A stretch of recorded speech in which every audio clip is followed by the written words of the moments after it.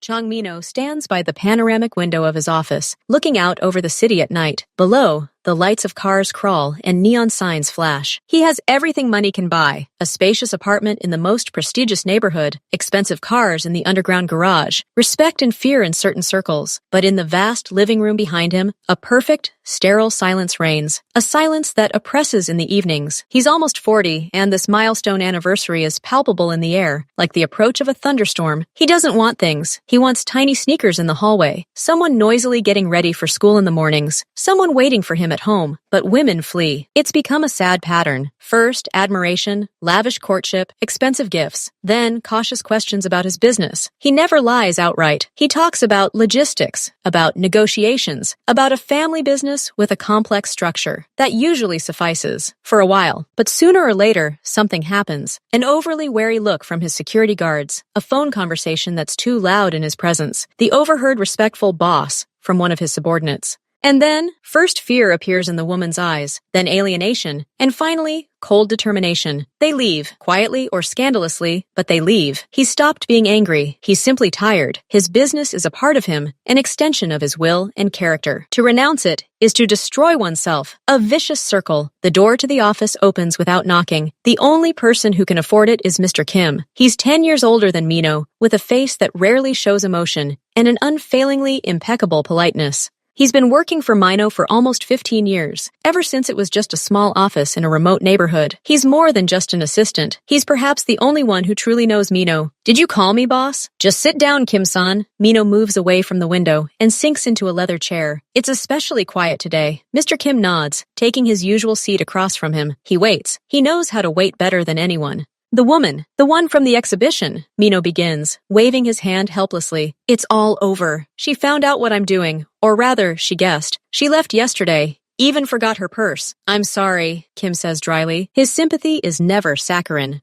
which is something Mino appreciates. "It's not worth it." Another circle. "I want a family, Kim, not just a wife, a house, a child. But this, my world, it's repulsive. They're all afraid, or judge, and I can't change it." "You can't, and you shouldn't," Kim counters calmly. "It's the foundation of everything. Without it, you wouldn't exist." Mino's voice, for the first time in a long time, breaks with irritation, almost despair. Wait for a miracle? Until 50? Until 60? Mr. Kim pauses, thinking. He looks past Mino, into space, considering his options. Silence fills the room again, but now it's work-like, focused. Mino almost regrets initiating this conversation. "There is one option," Kim finally says, his voice cautious, as if he's proposing a risky deal. "If it's the family that's important to you, not the marriage itself. If you want a child first and foremost, you don't need a woman for that." Mino frowns. "What are you talking about? Orphanages are full of children who dream of having parents," Kim says clearly, enunciating each word. "You could adopt a child, a boy, or a girl. You would give them everything, and you would have a family, without conditions, without fear, without a backstory." The idea hangs in the air. It's so simple, so obvious, and so alien to everything that surrounds Mino. His world is one of negotiations, power, control,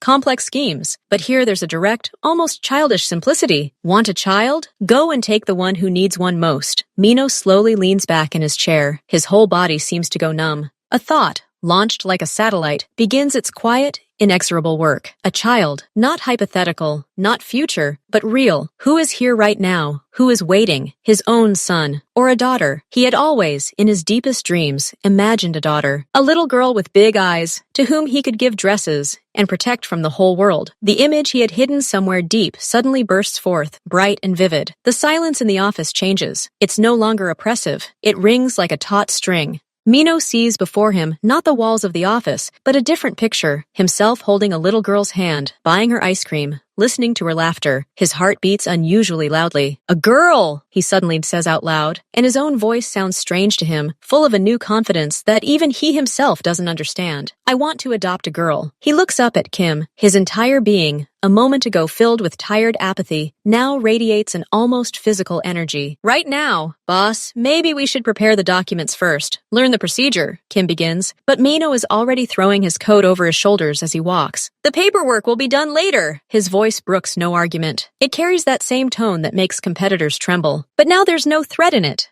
There's only unwavering, feverish determination. This thought, it's like a flash, If I don't do it now, I'll change my mind. I'll start doubting. I feel it, Kim-san. Today will be a good day. Today I'll find her. The car! Let's go now. Mr. sighed. Kim, accustomed to his boss's impulsiveness in business matters, sees her in this context for the first time. He doesn't smile, but the corners of his eyes wrinkle, the closest he can get to showing approval. He nods, takes out his phone to give the driver instructions, and escorts Mino to the elevator. Jang Mino doesn't walk. He practically flies down the hallway. Every step echoes loudly. Daughter! Daughter, daughter, the word displaces everything. Fears, past failures, the complexities of his world. Only a clear, shining goal remains. He steps into the elevator, and the doors close, reflecting his unusually inspired face. He is absolutely certain this trip will change everything. The black SUV glides smoothly through the streets, leaving the business district behind. Mino sits in the back seat, but doesn't lean against the seat. He looks out the window, but sees no shops or people. His entire being is focused on the single point ahead, where they're headed. An unfamiliar excitement rages within him, mixed with iron confidence.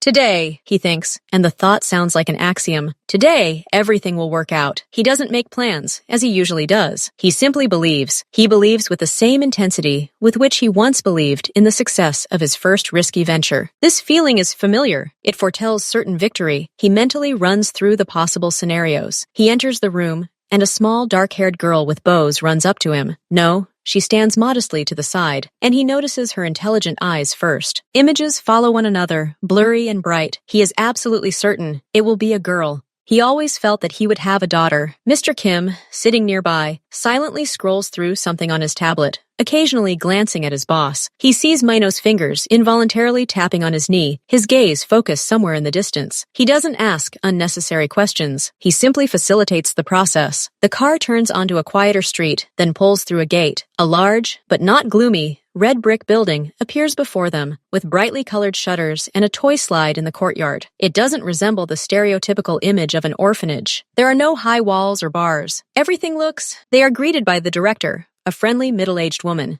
She says something about the rules, the children, the curriculum. Mino nods, occasionally glancing over her shoulder into the hallway where voices can be heard. He wants to see everything with his own eyes as soon as possible. Finally, they enter a spacious playroom, and the picture that appears before Mino completely disarms him for a second. There is no line of unfortunate orphans here. Here are ordinary children. Someone is racing cars across the carpet. Two girls are enthusiastically braiding a doll's hair. A group of boys are enthusiastically building something out of a huge Lego. Sunlight floods the room, dust motes dancing in its rays. The noise is so loud that you have to speak a little louder. Mino involuntarily loosens his grip on his tense shoulders. His preconceived notions melt away. His gaze glides over faces, searching for the one, his, a boy with mischievous eyes. A girl with pigtails whispering something to her friend, and then he notices her. She's sitting a little to the side, by the bookcase, not reading, just staring at the cover of the book in her hands. She's tall for her age, slender. Her skin is the color of dark chocolate, and her hair is braided into neat little pigtails, gathered at the crown of her head. And her profile, the features of her face. Mino suddenly feels a sharp throbbing in his temples. The air leaves his lungs in a single, oi, quiet whistle. All the noise of the game, laughter, shouts, the clatter of blocks,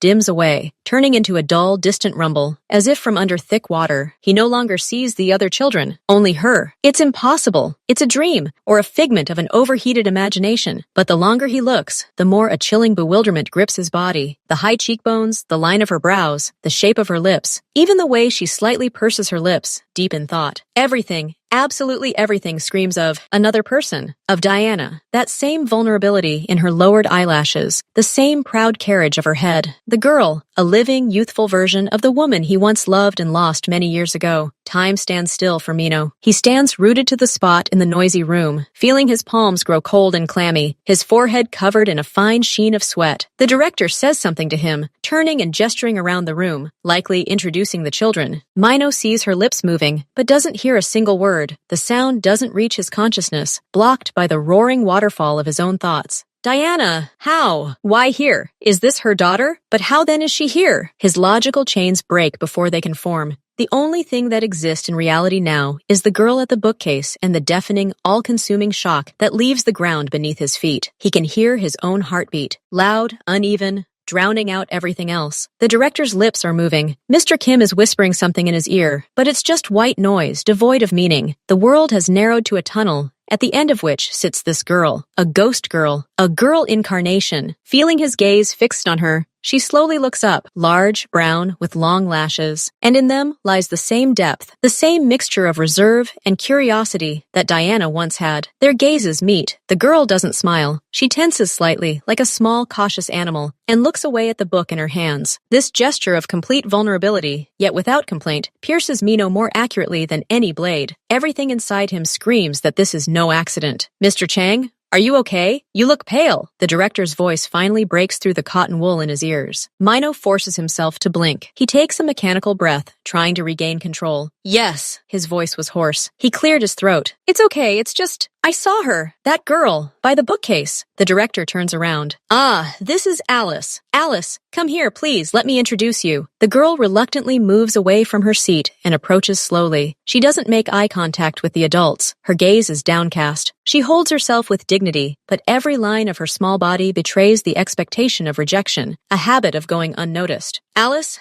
this is Mr. Chang. He's come to meet the kids. Mino doesn't know what to say. All his prepared lines, all his polite questions have vanished. He simply looks at her, his mind racing, comparing every feature to Kim, accustomed to everything, raises an eyebrow slightly. The director is speechless for a second. Mr. Chan, this is a very important step. You just arrived. Maybe you'll meet other children, talk to a psychologist, learn more about Alice. No. His voice is as hard as steel. There's no room for debate left in it. I'm sure. I want to give her a home. Today, all the necessary paperwork, checks, fees. My people will handle it immediately. Consider your institution's funding tripled from today. But I'm taking her now. He says this not as a request, but as a statement of fact. It's the tone of a man accustomed to having his conditions accepted. The director, confused, glances from him to the Soon. Silent Mr. Kim, who's already pulling out his phone to set the legal machinery in motion. She sees in Mino's eyes, not whim, but some incredible, fanatical conviction. Alice stands there, not fully understanding what's happening. She hears the words taking, home, and fear flickers in her eyes, then a faint, almost invisible spark of hope, which she immediately tries to extinguish, lest she get burned. 2 hours later, in the director's quiet office, Mino signed the preliminary documents. He didn't ask about Alice's character, her hobbies, or her past. He saw only her face, and that was enough. Mr. Kim quickly and efficiently handled all the formalities, making it clear that the rest would be completed as quickly as possible. Now they're sitting in the same black car. In the back seat, next to Mino, is Alice's small, hunched figure. She clutches a tattered bag containing her few belongings and stares out the window, afraid to move. Mino watches her profile, illuminated by the flickering lights of the city. The madness has receded slightly, giving way to cold analysis. He mentally formulates the reasons, justifying his reckless impulse to himself. The first reason, she is incredibly beautiful, just as he always imagined his daughter. Intelligent eyes, proud bearing, an inner light that has not faded. Despite the circumstances, he wanted to let this light blossom, but that was only half the truth, the one that lay on the surface. The second reason, the real one, lay deeper, and now it burned him from within. This girl was living proof. She was a walking hunch that needed to be tested immediately. If his shock wasn't a figment of his imagination, if the facial features weren't lying, then Alice could be the key to Diana, the key to his own past, to the truth that had been hidden from him. He had to know. He had to. And the only way to do that was to keep this hunch close, very close. He looks at Alice, and his gaze mingles a sincere, almost painful desire to care for the fragile creature sitting next to him with a cold, calculating need for answers. He doesn't yet know which of these feelings will be stronger. The car floated quietly along the evening streets, leaving behind neighborhoods that were becoming increasingly respectable. The silence inside was thick, almost tangible. Mino felt like every word he said would be like a stone dropped into the smooth surface of the water. He looked at Alice. She stood frozen by her window, as if trying to take up as little space as possible to blend into the interior. His mind was split in two. One part, new and inexperienced, screamed for comfort, for conversation, for the dispelling of this numbing fear. The other, familiar and commanding, insisted on action. He needed facts. He needed certainty. And he had no intention of waiting. He cleared his throat, and the girl flinched without turning her head. Alice, he began, trying to keep his voice soft, but there was still the familiar steel in it. Before we go home, we need to stop somewhere. Just for a little while. She slowly turned her face towards him. There was a question in her eyes, but not a voice, just a quiet expectation of instructions. To the clinic, Mino added, feeling the wording sound awkward. We need to take general tests to check your health. I want to be sure everything is all right. He lied, and he lied clumsily. General tests. at an elite private clinic in the middle of the evening, but his brain, frantically searching for an excuse, couldn't come up with anything better. The main thing was to get the data. The main thing was to know. Alice looked at him for a few seconds. Something complex flashed in her gaze. Confusion, a hint of suspicion, but most of all, fear. Mino felt a twinge of something akin to shame, but he quickly suppressed it. This is necessary, he told himself, for her own good, to make everything clear. He nodded to the driver, who, without asking any questions, changed the route. The clinic was an austere glass and concrete building, more like a corporate headquarters than a medical facility. Inside, a quiet, expensive sterility reigned. No lines, no strange odors, only subdued lighting and the silent movement of staff in immaculate white coats. Alice pressed herself against Mino, her eyes widening in the cold splendor. They were shown into a private room, furnished like a comfortable office rather than a treatment room. The doctor, young and extremely polite, appeared almost immediately. Mino called him aside and, lowering his voice, gave a few clear instructions. The doctor merely nodded, without a hint of surprise. Apparently, they were accustomed to unusual requests from wealthy clients. Alice, this is Dr. Khan. He'll take a small sample. Just a tiny bit, Mino said, returning to the girl. His voice was trying to be encouraging again, but it came out formal. The doctor gave her a silent, professional smile. It'll be quick and almost painless, he said, taking out a sterile kit. Just a small prick in your finger. Alice obediently extended her hand. She clenched the other into a fist, but made no sound. Her gaze was fixed on her knees, as if she were mentally trying to tune out what was happening. When the thin lancet touched her skin, she only flinched slightly, but did not cry. This stoic submission, this ability to endure, touched Mino more deeply than any tears. He watched as a crimson drop of blood fell into a small test tube, and his own heart sank with a strange pain. The procedure took less than a minute. They stuck a brightly colored bandage on my finger. It was all over. So what now? Alice asked quietly, finally looking up at him. Now we'll wait a bit, Mino replied. The results will be ready soon. He didn't specify what. Results, exactly. They were led into a small, cozy waiting room with sofas, magazines, and an aquarium. Mino sat down in a chair, surrendering to a tense inactivity. Alice carefully settled on the edge of the sofa opposite him, stroking the bandage on her finger. The minute hand on the wall moved with agonizing slowness. Each tick echoed in Mino's temples. He furtively studied the girl, every detail. The shape of her ear, the way she bit her lip when she was lost in thought, the way she watched the fish in the aquarium with curiosity, but not delight, not childish delight, but quiet, contemplative attention. The longer he looked, the less doubt remained. It wasn't just a resemblance. It was something deep, something shared. He caught himself thinking he was no longer simply testing a hunch. He was waiting for confirmation. Confirmation that this quiet, beautiful girl sitting 3 meters away was his flesh and blood. That he hadn't simply acted impulsively, but intuitively found what was rightfully his. The excitement he was feeling was no longer pure passion or cold calculation. A tremor of something else had entered him. Something enormous and unfamiliar loomed over him, ready to collapse at any second along with the answer from the lab. He closed his eyes, trying to stop his fingers from trembling. The anticipation became unbearable. The door opened without a knock. Dr. Khan entered. He held not a printed form, but a thin clipboard. His face, previously impassively polite, now expressed cautious composure. He glanced from Mino to Alice, as if assessing the situation. Mr. Chang, he nodded slightly toward the corridor. The results are ready. If you'll excuse me. Mino stood up. His legs felt like jelly. He took a step toward the door, then turned to Alice. I'll be right back. Look at the fish, he said, his voice sounding distant, even to himself.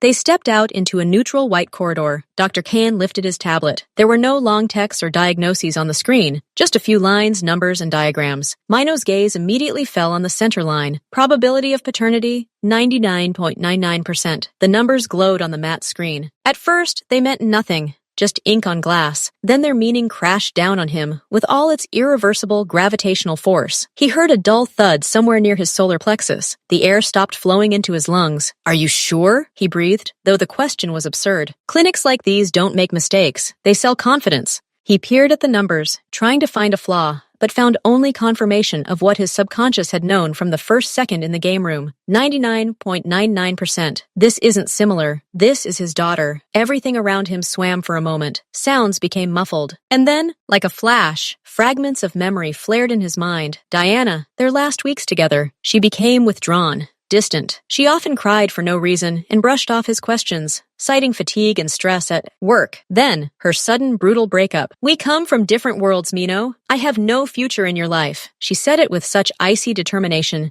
that he, proud and hurt, didn't even try to hold back. He saw the pain in her eyes, but mistook it for the pain of separation. And this was pain on an entirely different scale. She knew even then. She carried his child in her womb and remained silent. Why? Pride? Fear? Was she afraid of his world? His affairs? Or did she not want to tie him down, seeing how immersed he was in his business? The puzzle fell into place with cruel, impeccable logic. She left, gave birth, and then the most incomprehensible thing happened. She left her. Alice, her daughter, theirs. The thought seared him with white-hot shame and rage. Rage not at Diana, that had dulled over the years, but at himself. How could he have failed to notice? Not sensed? He'd built empires, solved the most complex problems, and yet, most importantly, the simplest thing had passed him by, leaving a 10-year-old hole in his life. A hole that now sat in the next room, staring at the fish, unaware of anything. Do you need a minute? The doctor's voice brought him back to the sterile corridor. No! Mino almost automatically handed over the tablet. His face became a stony mask, beneath which a tsunami raged. Thank you. Is confidentiality absolute? Absolute, the doctor nodded. All data is encrypted. The original samples will be destroyed. Mino nodded to dismiss the doctor and was left alone for a few seconds in the white, brightly lit space. He breathed deeply and evenly, as if before an important fight, but there was no enemy. The enemy was the past, and he had just dealt it a crushing blow with the truth. He returned to the waiting room. Alice was sitting in the same position. She looked at him, and in her eyes, he read the silent question. Am I okay? Am I healthy? Can I stay? You're more than healthy. You're mine, flashed through his head. Everything's fine. His voice broke. He cleared his throat. The tests are fine. Let's go home. They got back into the car. Now the night outside the window wasn't a promise, but a huge dark mirror, reflecting his thoughts. Alice, tired from the day's events, was gradually nodding off, leaning against the door. Mino looked at her sleeping profile. Now he saw not only Diana, he saw himself, the line of his jaw, the shape of his eyes, inherited from his mother, his blood, his genes, sleeping quietly nearby. The feeling was all-consuming, almost mystical. He was a father, a real, biological father, and this knowledge filled him with such strength and such helplessness at the same time. And then the crucial, agonizing question arose. Should I tell her? Right now, wake her up and say, you know, I'm not just the man who took you in from the orphanage. I'm your father. By blood. But what good would that do to a frightened child who had just left the only world he knew? The word father would probably be an empty sound to her. It wouldn't bring joy, but a new wave of fear, misunderstanding, questions about his mother, about his past, questions he currently had no answers to. He imagined her reaction, rejection, distrust, tears. Her fragile trust, which had only just begun to form, could crumble to dust. But to remain silent, to hide the most fundamental truth, to build a relationship on a lie, however temporary, the car sped along the night highway. He was torn between the two abysses. To speak would be to risk everything. To remain silent would be to betray himself and her right to know. He felt the weight of this decision, greater than any bargain. It was the quiet, lonely agony of a new father who had everything he dreamed of, only to be faced with an impossible choice. He pinched the bridge of his nose with his fingers, trying to force some clarity out of himself. So far, there was none, only the roaring in his head and the quiet breathing of his daughter in the seat next to him. He decided to put it off, for a day, too, until she got used to it. Until he himself came to his senses, the truth would not go away. It would wait. The car stopped at the entrance to a tall, austere building. The silence of the night was different here, expensive and guarded. Alice woke when the engine died. She rubbed her eyes and looked at the huge glass doors, beyond which lay a marble lobby with a chandelier. There was no delight in her gaze, only growing timidity. This world was too big and too pure. Mino got out, walked around the car, and opened the door for her. He extended his hand, but didn't take hers. He simply gestured for her to get out. He knew any touch right now might frighten her. We're home, he said simply. They took the elevator to the top floor. The door opened not into the apartment, but into a private foyer. When Mino entered the code and swung open the massive door to the living space, Alice froze in the doorway. A huge, almost empty, minimalist living room opened up before her. Floor-to-ceiling windows offered a view of the city at night, awash with lights. Everything was immaculate, expensive, and was lifeless, like a museum or a luxury hotel room. Alice stepped timidly onto the parquet floor, her worn sneakers feeling out of place. She stood there, clutching her pitiful bag, and Mino suddenly realized with painful clarity the full horror of her situation. This palace was an alien, cold space to her. He slowly approached her and dropped to one knee to be level with her. She flinched slightly, but didn't look away. Alice, listen to me. His voice was quiet, but every word sounded weighty, like a vow. This is your home now. You're safe here. No one will make you leave again. You'll have everything you want, everything you dream of. I promise you that. He didn't say, I'll be your father. He couldn't yet utter the word, knowing the truth lay in his pocket like a hot stone. But his eyes, usually so impenetrable, now tried to convey the full seriousness of his intentions. He promised not as a mafioso, but as a man who had taken upon himself the highest responsibility. Alice nodded silently, her gag reflex noticeably triggered. She didn't believe the words. She believed the tone, and his tone held the same iron certainty as in the orphanage when he announced he was taking her. Come on, I'll show you. He stood up. The tour was brief. Mino led her through the rooms, referring to them with dry, functional terms. Kitchen, study, guest room. Everything was sterile and uninhabited. Only in the study, on a massive table, sat a single personal item, an antique desk lamp. Alice followed it, almost on tiptoe, afraid to knock anything over. She didn't ask questions. She simply looked. Then they came to a long corridor with several closed doors. And these are the bedrooms, Mino said. He opened the first one,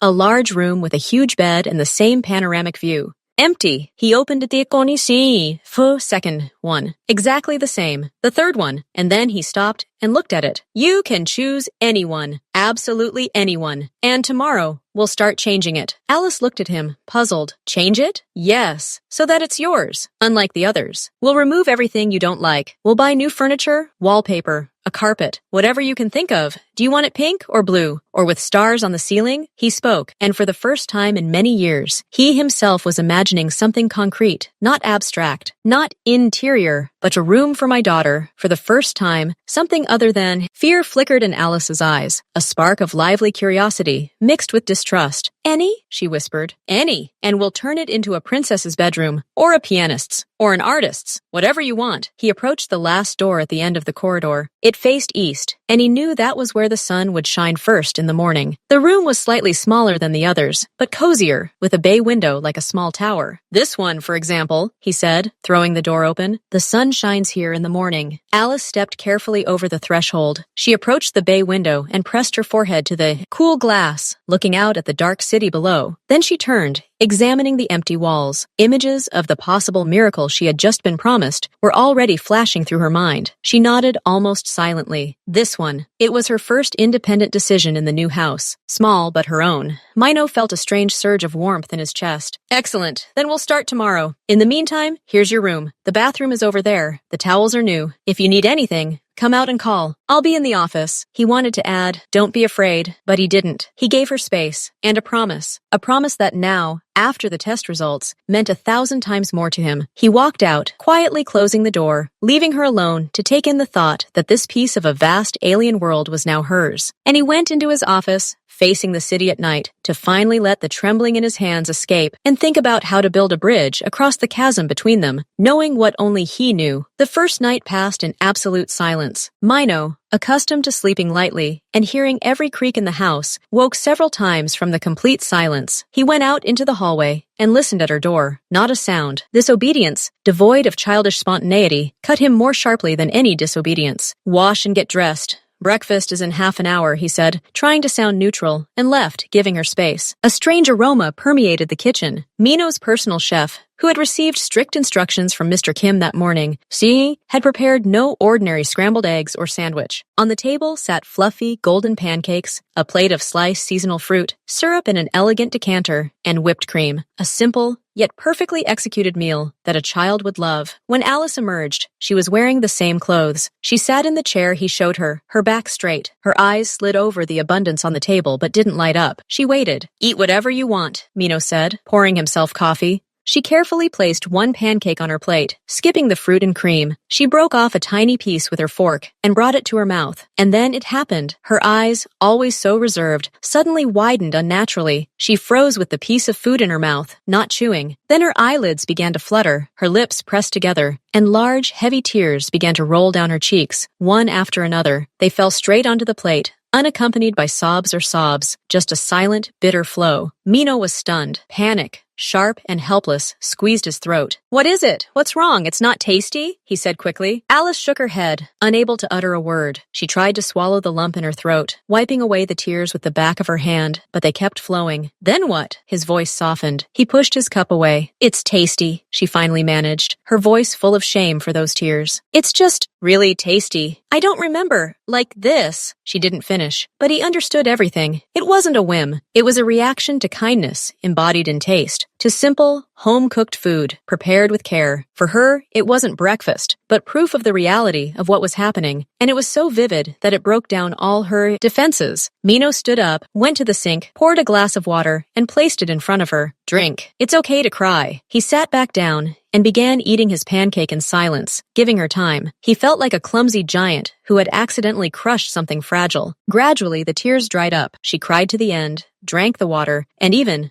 under his calm, unobtrusive gaze, added a slice of watermelon and a drop of syrup to her plate. After breakfast, the tension eased a little. The sun was shining into the living room. Mino, who usually plunged straight into work, hesitated. Would you like some tea? He asked. Or cocoa? There are cookies. She nodded, choosing tea. 10 minutes later, they were sitting in the living room on the huge sofa, a whole distance between them, and on the low table stood a tea set and a plate with elegant cookies of various shapes. The first minutes passed in silence, too. Then Mino, looking into his cup, asked, Did you like the room? Is it cold at night? Fine, Alice answered quietly. Do you read books? I saw you with a book yesterday. Sometimes. She took a crescent-shaped cookie. There was a small library at the orphanage. What kind do you like? He was surprised by his own question. He had not been interested in children's books for about 25 years, Alice thought, carefully biting off the edge of the cookie. About traveling, probably, or about animals, with lots of pictures. So, today we'll buy books, Mino said simply, with pictures. About traveling and animals. She looked at him, and for the first time there was no fear in her gaze, but only a slight testing surprise. Really? Really? What else? Maybe paints? Or a construction set? She hesitated, then very quietly admitted. One girl had a box of beads. She wove bracelets from it. It was beautiful. Beads, Mino repeated, as if making a mental list. Then there will be beads, too, in different colors. He didn't ask her about the past. He didn't ask about her mother. He asked questions about her quiet, modest desires, which could be summed up in a single shopping trip. And with each of his with each of her short, but already slightly more detailed remarks, the space between them on the sofa seemed to shrink a little, not physically, but in sensation. This was not a wild joy, but a cautious, sweet intimacy based on simple things. Tea, cookies, and the promise of buying a box of beads. For Mino, this was a new, unfamiliar kind of negotiation, a negotiation of trust, where the currency was not threats or money, but attention to detail. And he, to his surprise, discovered that he wanted to win this negotiation more than any other deal in his life. After tea, Mino put everything aside. He called Mr. Kim and canceled his meetings for the day, saying only, "Family emergency." These words sounded strange and new to him. "So, our plan for today," he announced, returning to Alice's living room. "A big shopping spree. You need everything.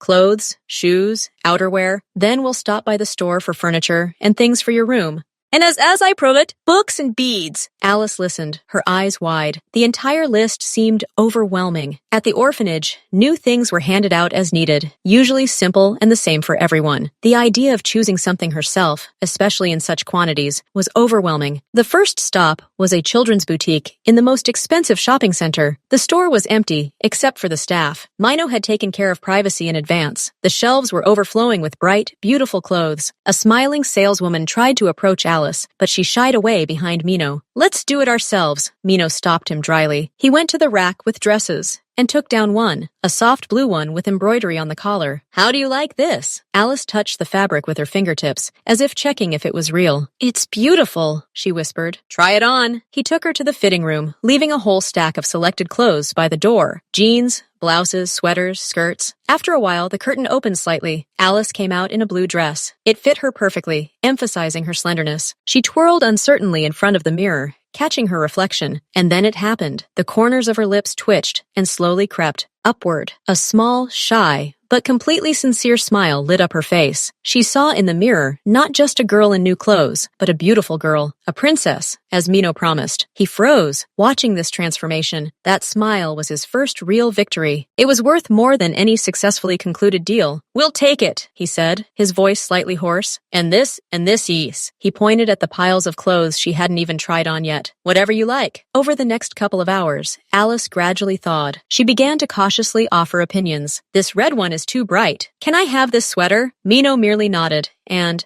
The consultants immediately set aside their choices. They bought several pairs of shoes, a warm jacket, and sneakers that glowed in the dark. Alice looked at this item with silent delight. Then there was a huge furniture store, more like a town of interiors. Here, Alice finally came out of her shell. The thought of her dream room outweighed all her fears. "I was thinking," she began, stopping in front of a canopy bed made of lightweight fabric. What if the bed wasn't just a bed, but like a little house? Or like a rocking chair, but with a canopy? Yes. So you could hide. "We'll make a canopy," Mino immediately agreed, imagining his people looking for a canopy maker. "And the little house? We'll look at it. Maybe a bed with bookshelves at the headboard?" "Yes!" Her eyes lit up. "And a table by the window, in the bay window, so you can draw and look at the city. And the chair should swivel." A swivel chair, he remembered. "And the color of the walls?" She paused, walking past the paint samples. "Not quite pink. Like a peach at dawn. Warm. And stars on the ceiling that glow in the dark. You can't see the real ceiling, only the stars." Mino listened to her, this sudden flood of fantasies, and felt his own cold, rational universe fill with these strange, wondrous details. The peach-colored dawn, the glowing stars, the swivel chair. He wasn't just fulfilling a promise. He was building a new world, her world, and a carpet, very fluffy to sit on, she continued, more boldly, and heavy curtains, so that the light doesn't wake you in the morning if you don't want to, and a large blackboard where you can draw with chalk and erase, and a globe, he added unexpectedly, remembering the travel books, so that you can see where which countries are. She looked at him, and a new wave of amazement flashed in her gaze. He wasn't just listening, he was participating, he was suggesting.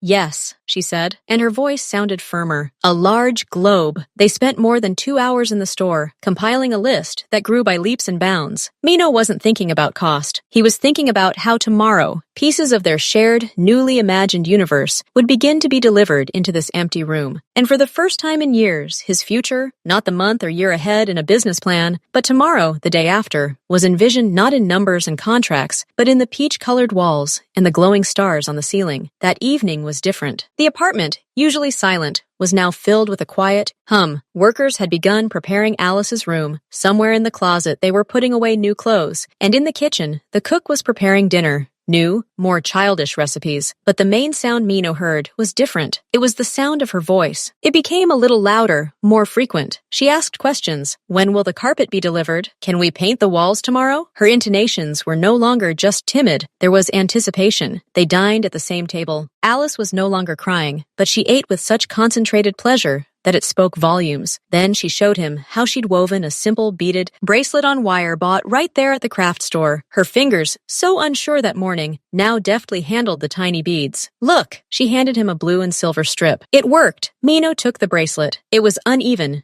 The beads were tight in some places, and there were gaps in others. But it was something made by her hands, something real. "Beautiful," he said, and it was true. He slipped it onto his wrist. It was too small even for his hand, and it almost broke, but Mino kept it. It was the first gift, even if it wasn't originally intended for him. He watched her carefully sort the beads by color into a new box, and felt a coil spring unwind within him. It wasn't just the satisfaction of a duty accomplished. It was a deep, quiet happiness from simple presence, from knowing that his child was sleeping in the next room, his blood, his daughter. The word father finally ceased to be an abstract concept. It was filled with the scent of new fabric, the taste of sweet tea, the sight of a child's focused face. He was happy, truly, like he hadn't been for many, many years. When Alice, tired from a busy day, finally retired to her still empty but already promised room, Mino was left alone in the study. The happiness hadn't faded, but a new, sober thought began to shadow it. It came when he saw Alice trying to braid her thin hair for the night, and she was having a hard time doing it. When she hesitated between 2 sets of pajamas. When at dinner, a drop of sauce fell on her new dress, and panic flashed in her eyes, not because she'd stained it, but because she didn't know how to properly remove it and was afraid of ruining it. She needed her mother, not some abstract woman in his life, but a mother. Someone who knew how to braid complex hair, how to explain menstruation. The thought made him uneasy. Someone he could talk to about his first crushes at school, his fears, the things that troubled a teenage girl, his love, his money, his desire to protect. None of that was enough. Her world needed feminine softness, understanding, experience. And he, Mino, with his world of negotiations and power, couldn't provide that. The next morning over coffee, he shared this thought with Mr. Kim. He listened, as usual, without interrupting. "You're right," Kim finally said. "A girl needs a stable female figure. But your situation,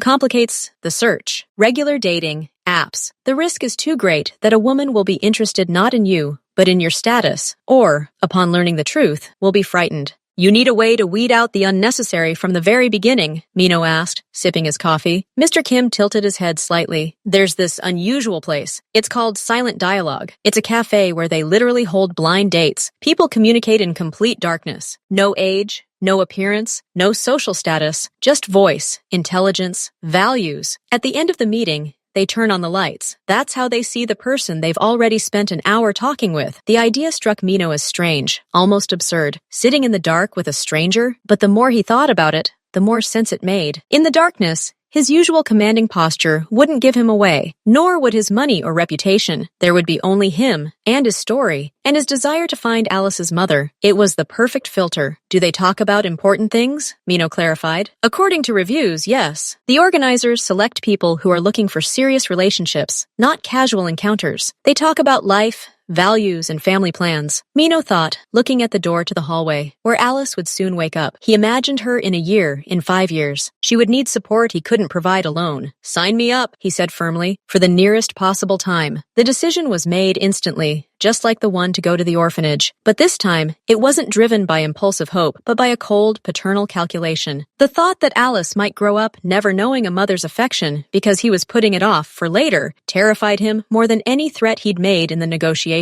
He couldn't wait any longer. Quiet Dialogue turned out to be a discreet place with darkened windows. Inside, silence reigned, broken only by the manager's whisper. Mino filled out the form, stating with utmost honesty that he was seeking a serious, long-term relationship. There were no faces, no gestures, no appraising glances, only the scent of candles somewhere in the distance, and his own breath. Mino, accustomed to controlling every detail of his surroundings, felt vulnerable and strangely exposed at first. Then this feeling gave way to unexpected relief. Here, he was simply a man, not a boss, not someone to be feared, just a voice in the darkness. He heard the soft rustle of clothing opposite him, the creak of a chair. A presence appeared. "Hello?" said a female voice. It was calm, low, without artificial sweetness or obsequiousness. "Hello," Mino replied. His own voice sounded strange to him, without its usual armor. An awkward pause hung in the darkness, but it was different, not oppressive, but focused. Without visual contact, all my energy went into listening, intoning. "Unusual, isn't it?" Mino was the first to break the silence. "Yes." A slight, restrained smile could be heard in the stranger's voice. "At first it seems like it's a game,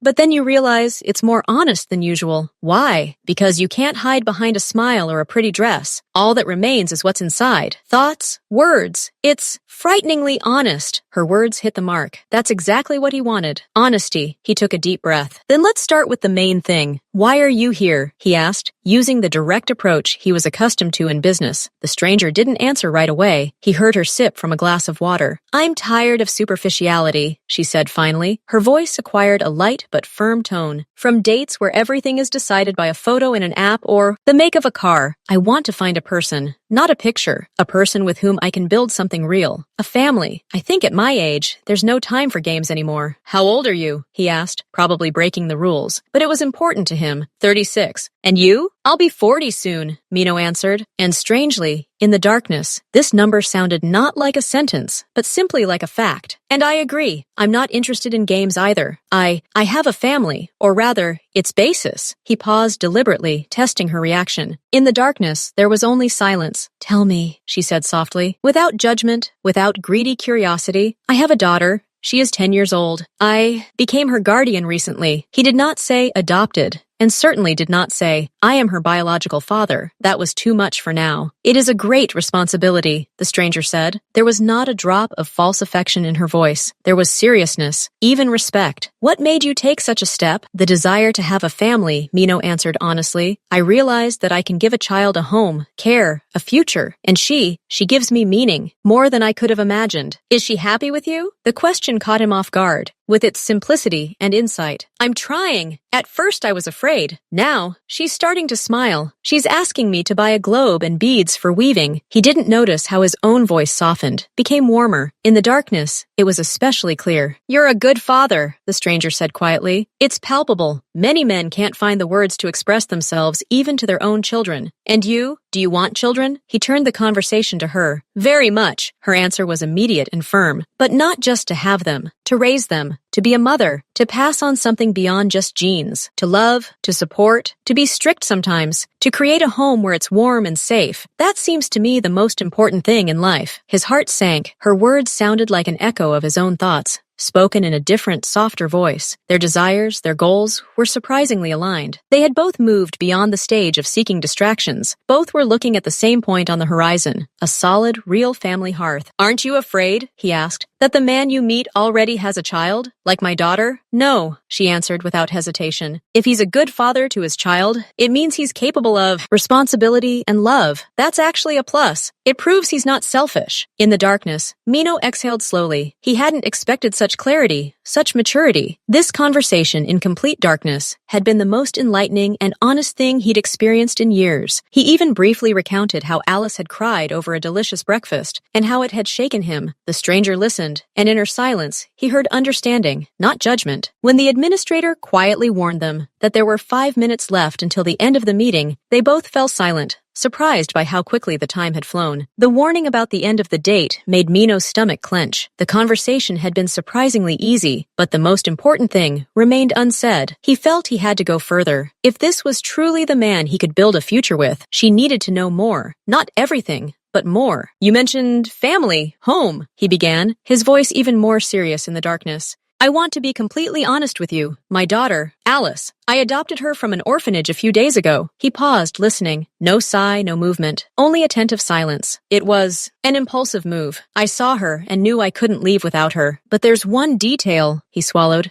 choosing his words. I didn't just choose a child. There's an old story connected to her, an old one, a personal one. I don't yet know all the circumstances, but I have a strong feeling that her appearance in my life is no accident. Perhaps fate is returning something very important to me, something I once lost without even knowing it. He said it, deliberately, vaguely, but enough to indicate the depth and complexity of the situation. He was testing. Would she be frightened by this mystery, this potential problem? Do you love her? The stranger asked after a short pause. Her question was again simple and precise. Yes, Mino answered without the slightest hesitation. And it was the truth. Over these few days, something real had grown in his heart, something no longer dependent on the test results. I love her, and I will do everything to make her life happy. But I understand that my love alone is not enough. She needs a complete family. You want to give her a mother, the stranger concluded softly. She wasn't asking, but stating, as if seeing right through him, even in the pitch darkness. Yes, he admitted. This admission was his main goal on this date. And I'm not just looking for a wife for myself. I'm looking for a mother for her, someone who can love her as their own. That's a huge ask of life, and of a stranger. Silence fell again on the other side of the table. But it wasn't empty. It was filled with thought. It's very honest, she finally said. Her voice was thoughtful, but not frightened, and very noble. Not every man is capable of such directness and such paternal feelings from the very first days. You give the impression of a man who doesn't throw words to the wind. I don't, Mino confirmed. And in that moment, he almost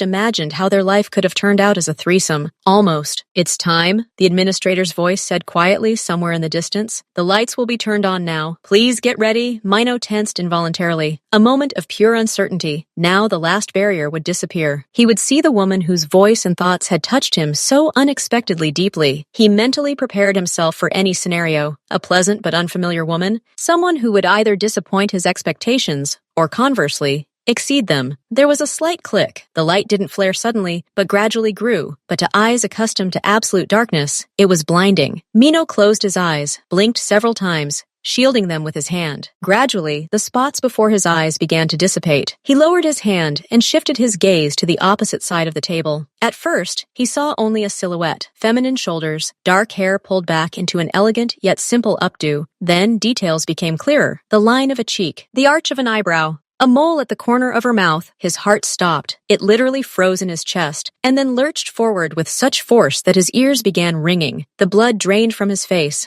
leaving a feeling of icy numbness. He didn't breathe. His brain refused to process the information. insisting on a mistake, a hallucination. Diana was sitting in front of him, not a ghost, not a dream, real, alive, a little older, with subtle rays of light around her eyes that weren't there before, but it was her, the same woman whose face he'd seen in Alice's features, the one whose passing he'd thought was final all those years ago. Their gazes met. Her eyes, as dark and deep as he remembered, reflected the same shock, the same chilling horror of an incredible coincidence. Her hand, resting on the table, jerked involuntarily, knocking over a glass of water. The sound of the glass hitting the soft carpet was dull, muffled, but in the absolute silence of the room, it sounded like a gunshot. They were silent. A minute, an eternity. The sounds from outside, the voices of other couples beginning to laugh or talk, seemed to come from another dimension. The whole world narrowed to this table, to two pairs of eyes that couldn't tear themselves away from each other, seeing in them a reflection. They hadn't simply found each other on a date. They were already forever connected by the 10-year-old girl who was now waiting for him at home. The glass rolled across the carpet, leaving a wet trail behind it. This insignificant, everyday sound finally broke the paralysis. Diana jumped up as if scalded, her chair falling backward with a crash. She recoiled, pressing her palms to her mouth, her eyes, full of horror and incomprehension, fixed on Mino, and suddenly those eyes filled with water, not just tears, a flood that poured silently, crushingly, washing away all her adult restraint. Her whole body trembled, and her cry burst forth, quiet, guttural, filled with such pain and shame that Mino, still rooted to the spot, felt something clench inside him. "No," she breathed through her fingers. "No, this can't be Mino." His name, spoken by her after so many years, sounded like the flick of a switch. He rose slowly, his entire world now swinging on the axis of this table. "Diana," he said. His voice was dull, devoid of intonation. "You!" That was all he could say. All the questions, all the years, all the pain and anger, it all tangled into one ball, now pressing against his throat. He saw her tears, saw the absolute despair on her face, and his first instinct was rage. Rage for the years stolen from him, for his daughter, raised in an orphanage. But his rage clashed with her sobs, with her obvious, unimaginable suffering. You said, a girl, Alice." Diana tried to speak, but her words were drowned out by sobs. She took a step back, stumbling, as if she wanted to run, but her legs wouldn't obey her. "Yes," his voice grew sharp. "Alice, 10 years old, from an orphanage. You know that name, don't you?" He didn't ask. He accused. Every word was like a blow. Diana shook her head, but it wasn't denial. It was a gesture of utter helplessness. How did you find her?" she whispered. "I wasn't looking," Mino answered coldly. He left the table, approaching her, and she didn't retreat, frozen before him as if doomed. "I came for a daughter. Any daughter. I wanted—" He clenched his fists, trying to regain control of his voice. "I saw her, and in her was your face, your gaze, your everything. I took her because I couldn't help but take her, and because I needed to know." He pulled a folded sheet of paper from his inside jacket pocket. Not the original test, but a copy, which he carried with him as a talisman or as a self-indictment. With a sharp movement, he unfolded it and handed it to her. "To know this!" Diana took the paper with trembling hands. Her gaze slid over the lines, stopping at the fateful numbers, 99.99%. A quiet, stifled groan was heard. The paper fell from her fingers and slowly fell to the floor. She looked at Mino, and something beyond shock was visible in her eyes, a stunning, chilling understanding. "You didn't know?" she squeezed out. "You really didn't know when you took her?" "Know what?" His voice rose to a shout, and the neighboring tables finally fell silent, staring at them. "That you were pregnant? That you gave birth to my daughter and threw her away like something worthless? No, Diana, I didn't know. You took care of that." His words, loud and venomous, finally brought her out of her stupor. Her tears suddenly dried up. Her face turned ashen gray, but hard. "I didn't throw her away," she whispered with such force that he took a step back. I couldn't, Mino. You know what you were like then. All about your business, your rules. You were building your empire, and I was just a girl. I was scared. Scared of everything. Your world, your rage, the fact that our daughter would become your vulnerability, or worse, get used to it all. I thought I was saving her by giving her up at the maternity hospital. I thought I was giving her a chance at a normal life, with normal people, not with you. Every word she said was spot on. He remembered himself then, young, tough, obsessed. The world he considered the only possible one was truly a fortress into which he allowed no one truly close, not even her. And then, her voice trembled again, then I went mad with grief. I came back a week later, but she had already been transferred to the system. I tried to search, but everything was anonymous. I thought I had lost her forever. And this was my punishment. Every day, she covered her face with her hands again, but now it wasn't sobbing, but a quiet, endless agony. Mino looked at her. His anger, so bright a second ago, began to crack at the seams, drowned by something else. He saw before him not a treacherous woman running away from her problems, but a woman like himself, a victim of her own stupidity, pride, and fear. And he saw a mother who had lived for 10 years in the hell of her own choosing. He silently picked up the paper from the floor and stuffed it back into his pocket. Then he lifted her chair and gestured for her to sit. She sat down hesitantly, unable to look at him. I have her, Mino said quietly. He spoke no longer as an accuser, but as a father stating a fact. She's in my house. She's afraid of shadows, cries when she eats a delicious breakfast, and dreams of a room with a canopy and stars shining on the ceiling. Her name is Alice. At the sound of his name, Diana shuddered as if struck by an electric shock. She raised her tear-stained face to him. Her eyes now burned with only one emotion, a greedy, insane, maternal hope mingled with such fear that he could physically feel it. She tried to pull herself together, straightening her shoulders. Her voice was hoarse, but firm. I know I have no right to do this. I know this is impudence that goes beyond all bounds. But, Mino, please, let me see her. At least once. At least, just see her. I won't demand anything.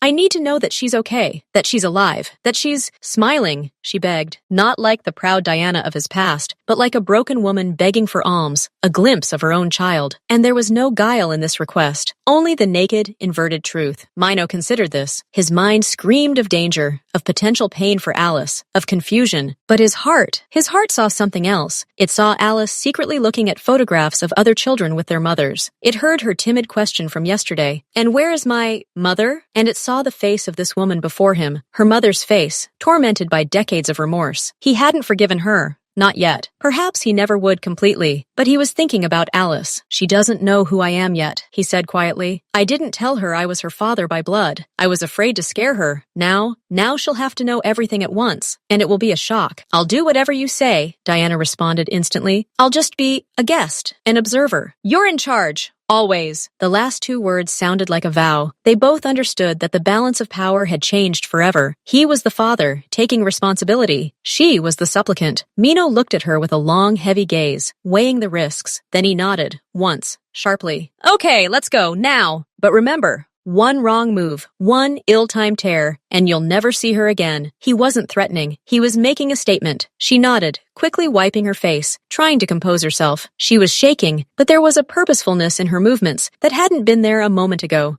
The drive to his house was complete silence. Diana sat clutching her seatbelt, her gaze glued to the flickering lights outside the window, but she saw nothing. Mino remained silent, running through possible scenarios in his head. It was already late when they entered the apartment. Only one floor lamp was on in the living room. Alice, contrary to her schedule, was awake. She was sitting on the floor in her pajamas, nonsense, among a spread of new animal books, quietly doodling in a notebook. At the sound of footsteps, she looked up. She saw Mino, and her face lit up with a familiar, yet still cautious smile. Then her gaze fell on the woman behind him. The smile froze. Alice froze, the pencil falling from her fingers. She looked at Diana, and there was no fear in her eyes. There was something else, a deep, intuitive recognition, mixed with utter bewilderment. She saw her reflection in the matured, pain-contorted face. Mino walked over and slowly knelt down in front of her, shielding her from Diana with his body. Alice, he began, his voice as gentle as it could be. This is a very important conversation. You remember how I said everyone has a story? Ours turned out to be amazing. He took her small hand in his and began to tell her, in simple words, about how, long ago, he had loved a woman, that they had broken up, that he didn't know it, but they had a daughter, that her mother, frightened, made a very bitter mistake, and that the greatest success of his life happened when he walked into an orphanage and saw the most beautiful girl in the world, who turned out to be his own daughter. Alice listened, her eyes never leaving his. Her face was serious, mature. Then her gaze slowly moved to Diana, who stood a few steps away, holding her breath, crying again, but this time silently. Is this my mother? Alice asked quietly. Yes, Mino breathed out. This is your mother. Her name is Diana. She's been looking for you all this time, and today we met by chance, and now she's here. He stepped aside, giving her space. Diana, unable to stand any longer, slowly sank to her knees at a distance. "Hello, Alice," she whispered, her voice breaking on the very first note. "I'm sorry. I'm so sorry. I'm so sorry." Alice looked at the crying woman. Then she looked at Mino. A struggle raged in her eyes. Resentment, pain, questions, and that same deep, innate attraction that had once made her reach for a book in the orphanage when she saw him. She stood up. She took a small step forward. Then another. She approached Diana, who froze, afraid to move. Alice silently reached out and very carefully, with her fingertips, touched her wet cheek. She touched her hair. Still silently, searchingly, Diana closed her eyes, unable to hold back fresh sobs at this touch. "You're very beautiful," Alice finally said in her quiet voice. "And we have the same eyes." This simple, childish conclusion broke all the dams. Diana cried out softly and awkwardly, afraid of frightening her, hugged her. Alice froze at first, then her arms slowly hugged her mother back. She didn't cry. She simply held on, as if testing the reality of this sensation. Mino watched this scene from a distance. A sea of conflicting emotions raged in his chest: pain, jealousy, anxiety, but also a strange, all-encompassing relief. He saw how a part of the emptiness in his daughter, one he hadn't even suspected, began to fill. He walked over and placed his hand on Alice's head, stroking her hair. She looked up at him, and in her eyes, he saw not confusion, but a new, complex fullness. "So," Alice said slowly, not letting go of Diana, "I have both a mom and a dad now? Real ones?" "Yes," Mino said, his voice firm. "Real ones. Both of us. We'll do everything to make you happy. Everything." He looked at Diana over his daughter's head. Their gazes met. His was still wary. Hers was filled with endless gratitude and resignation. They weren't a family in that moment. Too many wounds, too many questions. But in that moment, in the quiet light of the floor lamp, with their daughter at the center, they became its foundation, a framework on which to begin building something new. Not perfect, but their own. For the first time in many years, the huge, cold apartment was filled not with the silence of loneliness, but with the silence of three people who had found each other through years, mistakes, and incredible, irrational chance. A family, against all odds, reunited.